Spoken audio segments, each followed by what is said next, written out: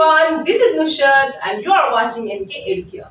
बच्चों आज की इस वीडियो में हम करेंगे NCERT class 9 exercise 6.2 question number 6.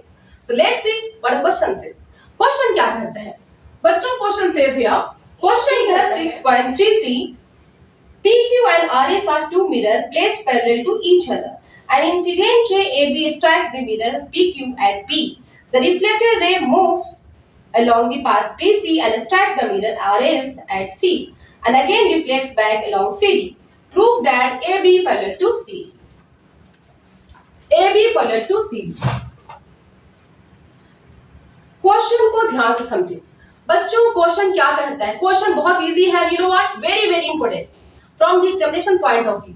Examination point of view से ये क्वेश्चन बच्चों बहुत इंपॉर्टेंट है. सो प्लीज आप इसे ध्यान से देखें.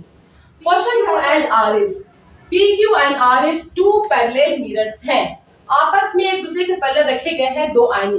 Right, you know what, PQ and RS दो पैरेलल लाइंस हैं और यू नो PQ पे एक रे पड़ती है AB और यहाँ से पॉइंट B से रिफ्लेक्ट होकर वो BC लाइन से होते हुए मिरर RS को टकराती है. RS से टकराती है पॉइंट C पे एंड C से फिर रिफ्लेक्ट होती है CD लाइन तक. CD लाइन से होते हुए रिफ्लेक्ट कर जाती है. राइट, तो ये 4 रेज है A, B, BC and CD. Getting it?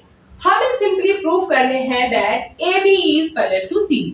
हमें प्रूफ करने हैं this AB is parallel to CD. कैसे करें?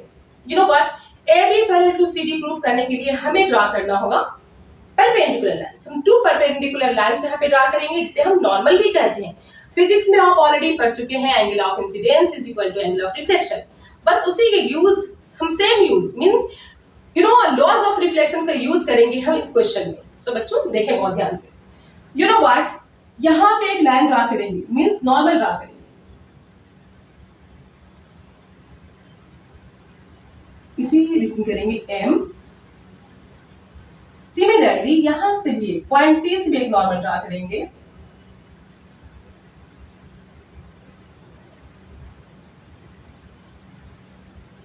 नेम दे देते हैं N. BM and CM. Okay, got it? उसके बाद हम स्टेप बाय स्टेप सोल्व करेंगे. सबसे पहले जो गिवन है हम उसे रिटन करेंगे. गिवन क्या है? PQ and RS two parallel mirror है. So PQ parallel to RS, PQ RS के पैरेलल है and AB BC CD rays है एंड AB BC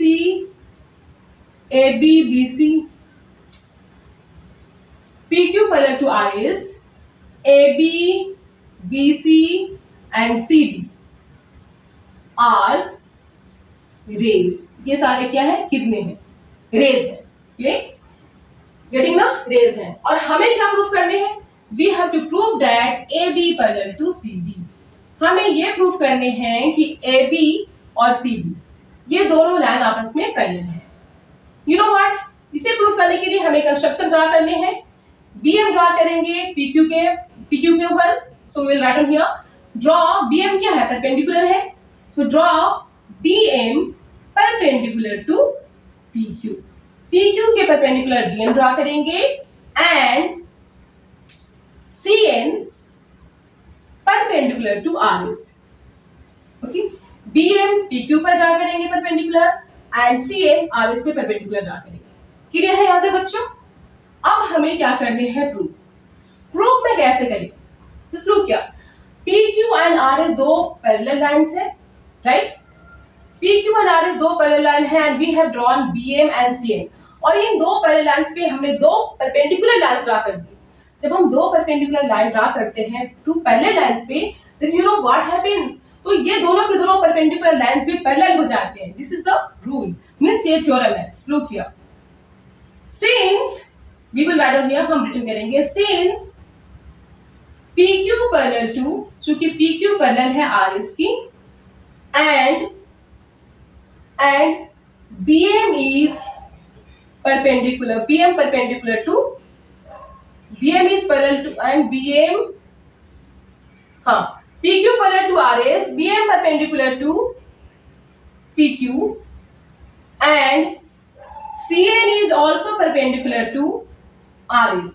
अगर ये दोनों परपेंडिकुलर लाइंस पे, मींस दोनों पैरेलल लाइंस पे दो परपेंडिकुलर लाइंस है, then what will happen, therefore BM will be parallel to CN, BM CM का पैरेलल हो जाएगा, BM will be parallel to CN। हो कैसे? Then you know perpendiculars drawn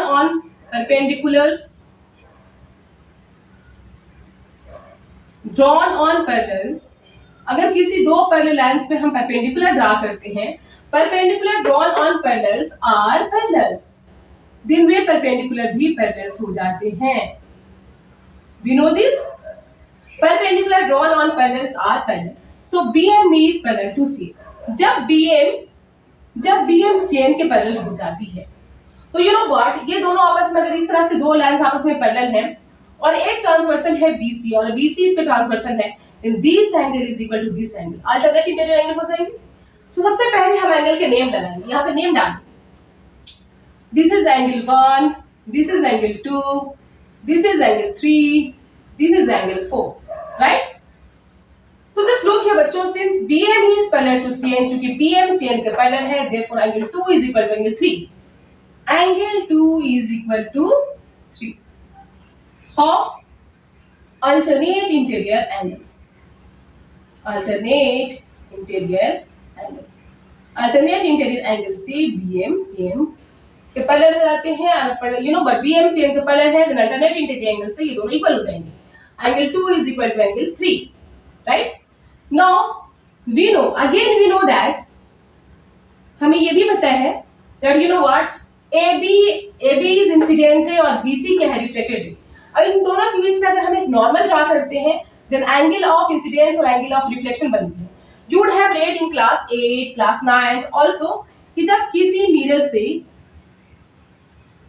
एक रे टकराती है, फॉल करती है, स्ट्राइक करती है, then सेम एंगल से वो रे रिफ्लेक्ट हो जाती है, सेम एंगल से वो रे रिफ्लेक्ट हो जाती है। अगर इसके ऊपर हम नॉर्मल डालकर देखें, normal, then reflected ray means angle of incidence, इसे कहते हैं एंगल ऑफ इंसिडेंस और एंगल ऑफ रिफ्लेक्शन दोनों इक्वल होते हैं। This is called the law of reflection, इसी को हम कहते हैं law of reflection, first law of reflection. Just look here बच्चों, सेम कंडीशन यहाँ पे है। यू नो व्हाट, ये हमारा इंसिडेंट रे है, हमारी रिफ्लेक्टेड रे है और BM नॉर्मल है। नॉर्मल इस एंगल को, कंप्लीट एंगल को दो पार्ट में डिवाइड करती है, angle of incidence and angle of reflection. And you know, according to law of reflection, angle of incidence is always equal to angle of reflection. So angle 1 is equal to angle 2. Angle 1 angle 2 के बराबर। इसे हम suppose कर लेते हैं equation 1। इसे suppose कर लेते हैं इक्वेशन 1। एंगल 1 एंगल 2 के बराबर है। हाउ? रीजन देंगे, angle of incidence is equal to angle of reflection. Incidence, angle of incidence is equal to angle of reflection. आप चाहे तो फुल में भी रिपीट कर सकते हैं, angle of incidence is equal to angle of reflection. Similarly angle 3 is equal to angle 4। यहाँ पे एंगल 3 और एंगल 4 के बराबर है। 3 सेम है यहाँ पे भी, this is incident ray, so angle of incidence is equal to angle of reflection, angle 3 is equal to angle 4। इसे सपोज करेंगे इक्वेशन 2, इसे सपोज करेंगे इक्वेशन 3। नाउ यू नो बच्चों, इक्वेशन 1, 2 एंड 3 से हम देखते हैं कि सभी एंगल्स आपस में इक्वल है। एंगल 1 एंगल 2 के बराबर है, 2 is equal to 3 and 3 is equal to 4. So therefore angle 1 is equal to angle 2, angle 2 is equal to, from equation 1 2 3 करेंगे पहले, from equation 1 2 and 3, equation 1 2 3 से we get, हम पाते हैं that angle 1 is equal to angle 2, angle 2 is equal to angle 3 and angle 3 is equal to angle 4। सारे angles आपस में equal हो जाते हैं। जब ये सारे एंगल्स इक्वल हो जाते हैं, लेकिन हमें क्या प्रूफ करने हैं? हमें प्रूफ करने हैं AB parallel to CD। Just look here, जब ये दोनों आपस में इक्वल हो गए तो हम यहाँ पे ध्यान से देखेंगे, अगर एंगल 1 एंगल 2 और एंगल 3 और एंगल 4, इन दोनों एंगल को अगर हम वन साइड ऐड कर देते हैं, एंगल 1 और एंगल 2 को वन साइड ऐड कर दिए and angle 3 and angle 4 को वन साइड ऐड कर दिया, okay, then what will happen, this angle will be equal to this angle, okay। Now angle 1 plus angle 2 is equal to angle 3 plus angle 4। ये दोनों equal हो जाएंगे, angle 1 plus angle 2 is because you know same angle से बनी है, okay, reflected ray और same angle से जा रही है, okay। So you can say here angle 1 plus angle 2, angle 3 and angle 4 के बराबर है. And angle 1 plus angle 2, we can say angle 1 plus angle 2 को ऐड करते हैं तो हमारी ये कंप्लीट एंगल बन जाती है. That is called angle ABC. Angle ABC is equal to angle, और ये कंप्लीट एंगल क्या बन जाएगी? Complete angle BCD is equal to angle BCD. Angle ABC angle BCD के बराबर है. This complete angle is equal to this angle. और ये तभी पॉसिबल है when AB is parallel to CD because this is alternate interior angle. Alternate interior angles. Alternate interior angles तभी possible है जब AB parallel to CD है. Therefore AB is parallel to CD. इसलिए AB क्या है? Alternate interior angles को हम clearly written कर सकते हैं. Alternate interior angles. Okay. Therefore AB parallel to CD proved. हमें यही प्रूव करना है. AB parallel to CD. Understood बच्चों?